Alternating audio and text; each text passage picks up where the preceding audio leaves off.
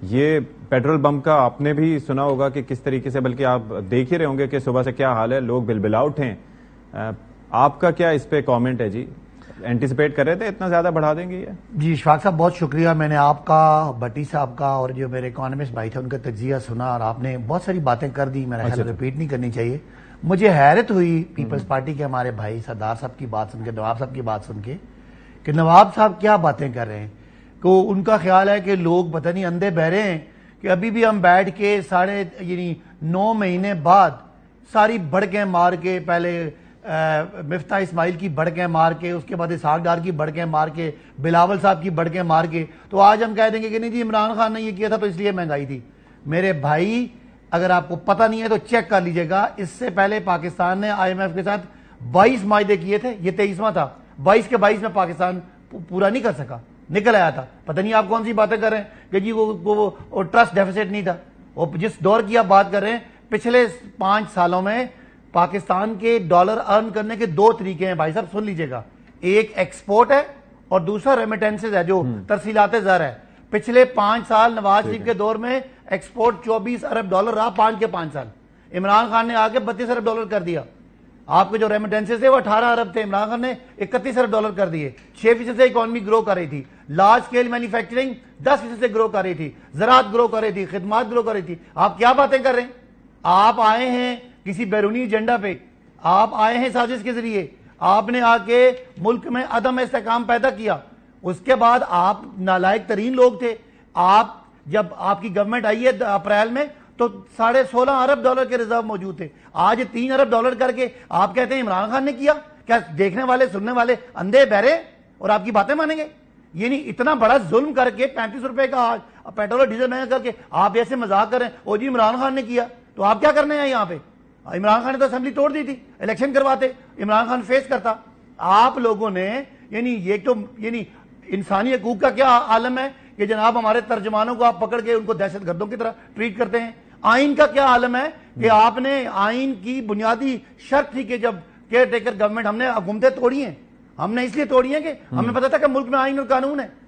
کوئی حکومت کوئی نہیں توڑتا. اگر آئین کے تحت آپ نے 90 دن میں الیکشن نہیں کرانے، آپ تو سارے اس میں آرٹیکل 6 کے مرتکب ہو رہے ہیں. تو کوئی چیز ایک بھی بتانے کی بجائے آپ کے منہ پہ چڑھ گیا عمران خان. پتہ نہیں کہاں سے حوصلہ لے آتے ہیں. تو بہرحال جی معیشت جو ہے اس کے اتنے برے حالات ہیں. اور اسحاق ڈار سے پوچھیں، وہ تو کہتے تھے میں آئی ایم ایف کو to hell with IMF, I don't care. وہ کیا گیا، کہاں گیا؟ یہ آج سے کوئی 4 ہفتے پہلے کی بات ہے جب اسحاق ڈار پرچے لگا رہے تھے. تیمور صاحب یہ بتائیں کہ الیکشن کی جو تذکرہ کر رہے ہیں، مجھے بتا دیں ذرا، آئی ایم ایف کی جو شرائط عمران خان نے رکھی تھی ان میں آج میں زمین آسمان کا فرق ہے.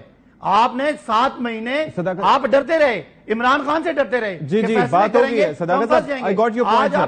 I got your point, sir. مجھے جواب لینے دیں ذرا. مہنگائی یعنی آج 32% مہنگائی ہے، آپ کو کوئی خیال ہی نہیں ہے اور دھڑے سے عمران خان پہ مسئلہ لگا رہے ہیں. 35% تک جائے گی. صداقت بھائی مجھے جواب لینے دیں ذرا. تیمور طالپور صاحب، یہ جو الیکشنز کے حوالے سے بات ہو رہی ہے کہ آپ لوگ الیکشن نہیں کروانا چاہ رہے اور آپ لوگ کچھ توجیہات ڈھونڈ رہے ہیں، اور پھر یہ کیا چکر ہے؟ یہ واقعتاً ایسا ہے آپ لوگ یہ اسمبلیوں کے الیکشنز نہیں کروائیں گے؟ کچھ پتہ چلا آپ کو کیا ہو رہا ہے؟ پہلی بات تو میں صداقت بھائی کو کہتا چلوں کہ جو چھپکلی دیکھ کے چھلانگ مار دیتا ہے اس سے ہم پاکستان پیپلز پارٹی کیا ڈریں گے. میں بڑا شوق سے سنتا ہوں بھٹی صاحب کی باتوں کو، اور بھٹی صاحب بڑا کھل کے تنقید بھی کرتے ہیں اور کھل کے بولتے ہیں. میرا بڑا شوق ہے میں کبھی بھٹی صاحب سے ملاقات بھی کروں گا. مجھے امید ہے مجھے شرف بڑا جلدی ہوپ فلی حاصل ہوگا. جو آپ نے باتیں کی میرے خیال سے اس میں خرم صاحب نے بہت ہی پوائنٹ ٹو دا پوائنٹ باتیں کی ہیں. وہی باتیں کی ہیں جو پریزیڈنٹ زرداری ایڈوائز دیتے رہتے ہیں شہباز شریف صاحب کو.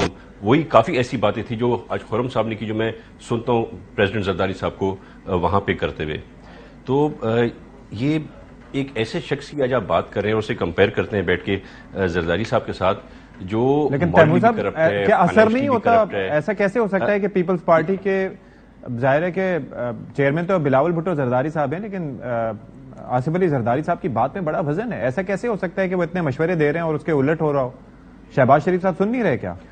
یہ مشورے ہی ہیں جو ہم ہماری چیزوں کو واپس ٹریک پہ لا رہے ہیں اور لائیں گے، پر ایک دن میں فیصلے امپلیمنٹ نہیں ہو سکتے، پہلی بات. دوسری بات، صداقت بھائی نے یہ بھی عرض کیا کہ کیا زیادتی ہو رہی ہے اور کیسے ہو رہا ہے. جی جب پاکستان پیپلز پارٹی کی حکومت تھی تو ایک بھی پولیٹیکل پرزنر اس ملک کے اندر نہیں تھا. اور آپ بات کر رہے ہیں زیادتی کرنے کی, جس نے آصف زرداری صاحب کو جیل کے اندر ڈالا, نواز شریف کو جیل میں ڈالا, اور تو اور آپ نے مریم نواز اور ادی فریال ٹالپور صاحبہ کو بھی جیل میں ڈالا. جیل میں تو کیا ڈالا, جیل میں ڈالنے کے بعد ہماری بہن کو, ایک محترم عورت کو, آدھی رات کو آپ نے زبردستی ہتھکڑیاں پہنا کے ہسپتال سے نکال کے پھر وہاں پر ڈالا. تو یہ جو ہے نا, what goes around comes around, یہ تو میرے پریزیڈنٹ آصف علی زرداری کی سوچ جو ہے سیاسی ہے.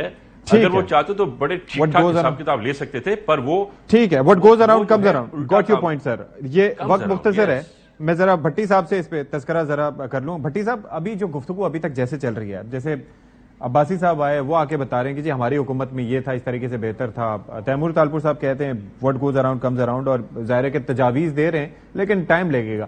یہ آپ نہیں سمجھتے کہ یہ اگر اس معاملے پر, اس وقت معاملہ ملک بڑے حقیقتاً نازک دوراہے پر ہے, نو پن انٹینڈڈ, تو کوئی مل کے اس پر سیاسی جماعتیں آپس میں نہیں چل سکتی کہ جہاں پر ملک کا سوچا جائے, عوام کا سوچا جائے, بجائے اس کے کہ اپنی سیاست کی جائے؟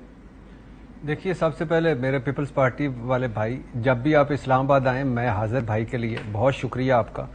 دوسری بات یہ ہے کہ بلا شبہ کوئی شک کی بات ہی نہیں, ہم اس وقت بھٹی صاحب یہ بھی پوچھتے ہیں کہ یہ بھی وفاقی کابینہ کا حصہ تو نہیں بننے جا رہے ٹالپور صاحب؟ نہیں بنے, تاکہ اسلام آباد آنا جانا لگا رہے اور ملاقات ہو. نہیں دیکھیے, اس وقت کوئی شک نہیں, بلا شبہ میں نے کہا ہے نا کہ جس دن اس ملک میں اس سیاسی استحکام ہو گیا, بہت ساری چیزیں حل ہو جائیں گی.